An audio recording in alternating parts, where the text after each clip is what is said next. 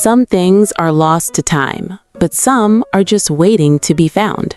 In a quiet suburban town where life moves at the pace of modern gadgets, 12-year-old Arian spent his afternoons doing the unthinkable, fixing the broken.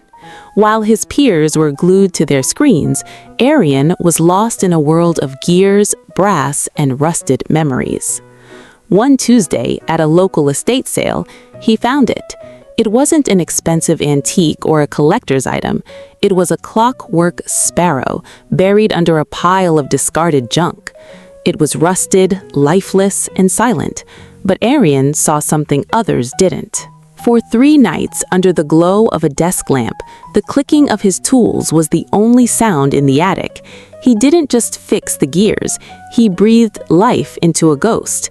When the final screw was tightened and the key turned, the sparrow didn't just move, it glowed. A soft, ethereal blue light pulsed from its metallic chest, and then it took flight. But this wasn't just a toy. As it circled the attic, it projected memories, holographic fragments of a family's forgotten history. A garden party from 1950, a wedding under an oak tree, a grandfather's smile. The bird led Arian to the overgrown backyard of his own home. Right beneath the roots of an ancient tree, he found a weathered time capsule, untouched for decades.